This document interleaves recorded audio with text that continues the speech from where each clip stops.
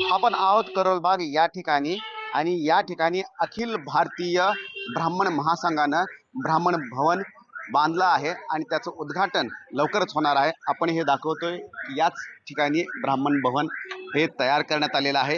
हे कशा प्रकारचे असेल, त्याचा उद्देश काय आहे, या ब्राह्मण भवन बनवण्या पाठीमागचा हे आपण जाणून घेणार आहोत.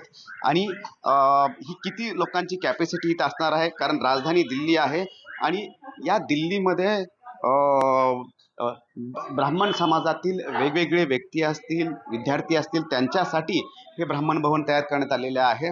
गोविंद कुलकर्णी जी आपल्या सोबत आहेत, त्यांच्याकडून जाणून घेऊया की ज्यांनी ही सर्वात अगोदर संकल्पना आणली. आणि गोविंदजी, मला अगोदर सांगा की दिल्लीमध्ये आपण करोलबाग या ठिकाणी आहोत आणि करोलबागचे प्राइजेस आपल्याला माहीत आहेत, परंतु तरी सुद्धा एखाद्या समाजासाठी तुम्ही इथे ब्राह्मण भवन सुरू केलेलं आहे. मला अगोदर सांगा की याच्या पाठीमागची मूळ संकल्पना काय आहे? नमस्कार. अखिल भारतीय ब्राह्मण महासंघ देशभरामध्ये काम करतो आहे. देशभरामध्ये काम करतो म्हणून त्यानिमित्ताने मी जेव्हा जेव्हा दिल्लीला यायच्या त्यावेळेला इथं राहण्याच्या खूप मोठी अडचणी व्हायच्या. मी एका संघटनेचे अध्यक्ष असून मला हे अडचणी होत असेल तर देशभरातून येणाऱ्या लोकांची काय असेल असं वाटल्यामुळे इथं एखादा भवन असणे गरजेचे आहे वाटल्यामुळे भवन निर्मितीच्या संकल्पना केले. त्या संकल्पना आज सिद्धीस जात आहेत. किती वर्ष लागली? हे 15-16 वर्ष लागली त्या ह्याच्यामध्ये. आज खूप बरं वाटतो हे भवन बनतो आहे. आणि येणाऱ्या 2 वर्षामध्ये देशाच्या 10 शहरामध्ये अशा पद्धतीच्या भवन बनवण्याची संकल्पना आहे महासंघाची. परंतु हे भवन म्हणजे की एवढ्या राजधानी असेल किंवा इतर ठिकाणी 10 ठिकाणं कोणती आहेत की जिथे जिथं बनवणार आहेत? प्रामुख्याने ह्या संघटना जिथं स्थापना झालेल्या आहेत त्या पुण्यात दुसरा भवन पुण्यात करायचे आहेत. मुंबई, त्यानंतर बेंगळूर, चेन्नई, हैदराबाद, अहमदाबाद, भोपाळ, जयपूर, हरिद्वार, अयोध्या आणि वाराणसी इतके शहर सध्या आमच्या टार्गेटवर आहेत. दिल्लीमध्ये सुरुवात काय केली? दिल्लीमधूनच भवनाची सुरुवात? दिल्ली देशाच्या राजधानी, देशभरातल्या लोकांचे येणे जाणे अधिक असतो आहे. मुख्यत्वाने आमच्या ज्या विद्यार्थी असतात UPSC करता ज्या ट्रेनिंगला येत आहेत अशा विद्यार्थ्यांच्या खूप मोठ्या कुचंबना होतो आहे. त्यांना राहण्याची योग्य व्यवस्था मिळत नाही. एखादा कुठेतरी मिळाला तरी तिथं त्यांचे संस्कार सांभाळण्याच्या व्यवस्था नसतोय. या सगळ्या व्यवस्था व्हावा याच्याकरता आपली एक स्वतंत्र भवन असावा म्हणून ह्या भवन इथे आपण बनवलं. बरं, तुम्ही जी 10 नावं सांगितली त्याच्यामधले काही शहराची नावं आहेत आणि काही जी नावं आहेत म्हणजे की वाराणसी आणि अयोध्यासारखी नावं आहेत, तर ते तीर्थक्षेत्राची ही नावं आहेत. येस, काही विविध राज्याच्या राजधानी आहेत. त्यानंतर जिथं अधिक संख्येने प्रवासी जात आहेत आपले लोक, त्यांना तिथं राहण्याकरता म्हणून व्यवस्था असायला पाहिजे म्हणून ही आता प्रामुख्याने 3 हरिद्वार, वाराणसी आणि अयोध्या अशा 3 ज्या प्रचलित याच्यामध्ये अधिक हे आहे अशा 3 ठिकाणी आम्ही त्यात समाविष्ट केलेला आहे. म्हणजे श्रद्धाळूंसाठी पण तुम्ही विचार केलाय? हो, श्रद्धाळू, विद्यार्थी आणि ज्या ऑफिशियल कामाकरता येणाऱ्यांच्या व्यवस्था अशी ह्या एकूणच व्यवस्थेचा विचार करून हे केलेलं आहे. सर्वच समाजासाठी अशा प्रकारचे हे भवन असतात का? तुम्ही पाहिलेलं आहे का आणि हे करावं असं वाटलं? खरं तर या देशामध्ये पूर्वी प्रत्येक शहरामध्ये अशा पद्धतीच्या धर्मशाळा असायच्या किंवा अन्नछत्र असायच्या. म्हणजे जे एका गावातून दुसऱ्या गावाला गेले की तिथं मुक्काम करण्याची वेळ आली तर एक सुयोग्य व्यवस्था असायच्या. पण काळानुरूप ते बदललेलं आहे. आज त्या व्यवस्था नाही आहे. पण त्याच धर्तीवर व्यवस्था असावा म्हणून ह्या ब्राह्मण भवन आपण इथं बनवतो आहे. आणि विविध समाजाच्या सुद्धा भवन ठिकठिकाणी दिसत आहेत. पण आता हे करोलबाग इथे बनवले तुम्ही, तर इथलं हे रूप कसं असणार आहे भवनाचं? म्हणजे की किती रूम्स असतील किंवा हे कोणासाठी खुलं असणार आहे की 24 तास असणार आहे का?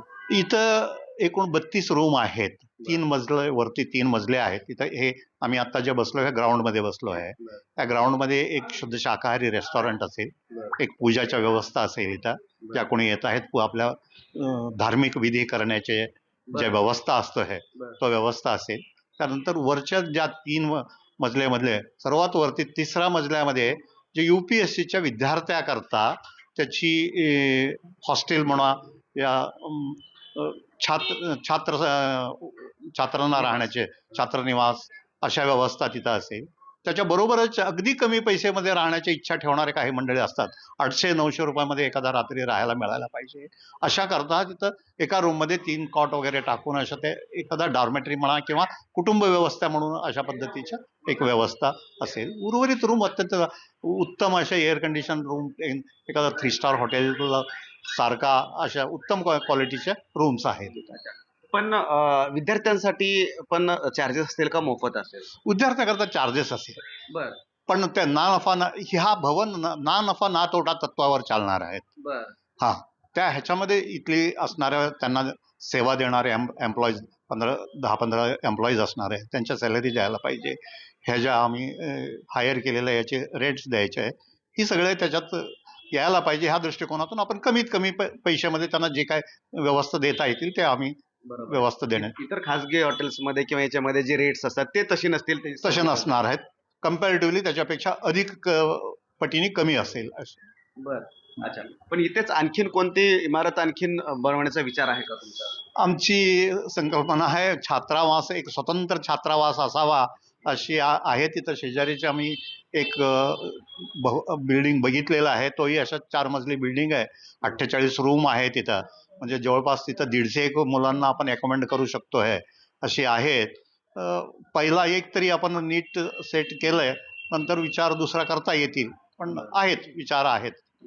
मला आणखीन एक विचारायचं की ब्राह्मण समाजातील विद्यार्थ्यांची किंवा त्यांच्या आई वडिलांची आर्थिक परिस्थिती, कारण अशा याच्यामुळं त्यांना आधार मिळेलच म्हणा, परंतु या आर्थिक परिस्थितीचा पण तुम्ही अभ्यास केलेला आहे किंवा माहिती हो घेतलेली आहे हो, का? खूप मोठ्या प्रमाणात आर्थिक मागासलेपणा ब्राह्मणामध्ये आता वाढलेला आहे. कारण हल्ली म्हणावा तसं शिक्षणही घेता येत नाहीये, त्यामुळे मागासलेपणा आलेला आहे. म्हणून आर्थिक दृष्टिकोनातून आमची विविध ही एक झाली. आमच्या अखिल भारतीय ब्राह्मण महासंघाच्या 32 विंगमध्ये वेगवेगळी कामं चालत आहेत. त्या ह्याच्यामध्ये विद्यार्थ्यांना आम्ही मानधन देण्याची ही हे आहे. तर त्यांच्या शिक्षण आणि एम्प्लॉयमेंट या 2 विषयावर आम्ही प्रामुख्याने काम करतोय. त्यांना शिक्षण मिळण्याकरता आणि उद्योगामध्ये उभे करण्याकरता.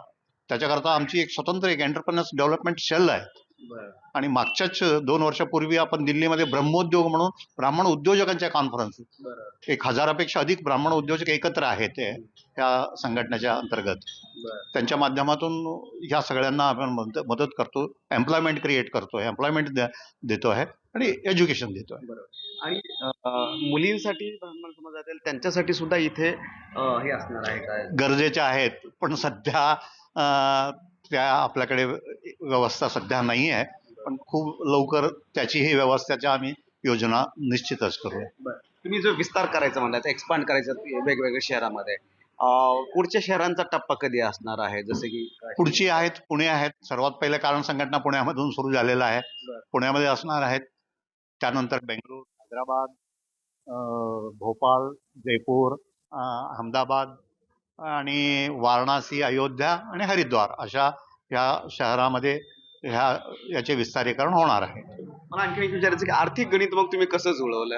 कारण शेवटी एवढं मोठं जर उभा करायचं असेल तर त्यासाठी आर्थिक पण गणित. कोणीही एखादा श्रीमंत व्यक्ती पैसे घालून करतील असं होत नाही. समाजामध्ये अनेक दानशूर मंडळी समाजामध्ये आहेत. त्यांना ज्यापर्यंत समाजामध्ये अशा काम योग्य पद्धतीने होतो आहे त्याचे विश्वास वाटेपर्यंत ते मदतीला पुढे येत नाही आहे. एकदा विश्वास सिद्ध झाले की सडळ हाताने मदत करणारे खूप लोक आहेत समाजामध्ये. एका वेळी इथे किती जण राहू शकतात? एका वेळेला इथं 120 लोक सध्या राहू शकतात अशा व्यवस्था इथं आहेत सध्या. आता आमच्याकडे एंटरप्रेन्योर्स डेव्हलपमेंट विंगच्या माध्यमातून त्यांना एखादा बिझनेस उभे करण्याकरता जे काही व्यवस्था लागतात ते सगळे आम्ही प्रोव्हाइड करतोय. सगळे उद्योग सुरू करणाऱ्यांना पैसाच लागतो असं नाही आहे. अनेकाकडे पैसा असतो आहे, पण ते उद्योग करण्याची त्यांना आयडिया नसतो आहे, ट्रेनिंग नसतो आहे, स्किलनेस नसतो आहे. या सगळेही प्रोव्हाइड करण्याची एक व्यवस्था महासंघ केलेला आहे. हे उद्घाटन कधी होणार आहे या ब्राह्मण भवनाचं? हे उद्घाटन 2 दिवसाचे आहेत. 30 गुढीपाडव्याच्या शुभमुहूर्तावर आम्ही इथं होम, हवन, पूजा पाठ सगळे इथं होणार आहे. त्यानंतर ऑफिशियली ज्याला आपण उद्घाटना म्हणतो कापणे वगैरे फक्त ते 31 तारीखला संध्याकाळी 5:30 वाजता होणार आहेत. त्या गोविंद देवगिरी महाराज ज्या अयोध्या जन्मभूमी ट्रस्टचे कोषाध्यक्ष आहेत त्यांच्या शुभ हस्ते त्या भवनाचे उद्घाटन होणार आहे. राजस्थानच्या पूर्व राज्यपाल कलराज मिश्रा यांच्या अध्यक्षतेखाली आणि अश्विन कुमार चौबेजी जे पूर्व मंत्री आणि दिल्लीचे मुख्यमंत्री रेखाजी गुप्ता अन्य अनेक अशा प्रमुख मंडळींच्या उपस्थितीमध्ये हे कार्यक्रम संपन्न होणार. आमच्यासमोर 2 वर्षाचे टार्गेट आहे. 2 वर्षामध्ये ह्या 10 शहरामध्ये बनवायचे टार्गेट आहेत. तुम्हाला शुभेच्छा पुढच्या वाटचालीसाठी. धन्यवाद. नमस्कार. तर हे होते की गोविंदजी कुलकर्णीजी की आणि त्यांनी सांगितलेलं आहे की एक संकल्प घेतला होता, तो संकल्प पूर्ण करण्यासाठी 16 ते 17 वर्ष लागलेले आहेत. परंतु सुरुवात दिल्लीपासून झालेले ब्राह्मण भवन स्थापन केलेलं आहे. आता 10 शहरामध्ये विस्तार करायचा आहे. परंतु विद्यार्थ्यांसाठी आणि इथं येणाऱ्या समाजातील गरिबांसाठी हा मोठं आधारस्तंभ असणार आहे, आश्रयस्थान असणार आहे. कॅमेरामॅन सत्यम सह रामराज शिंदे, NDTV, दिल्ली.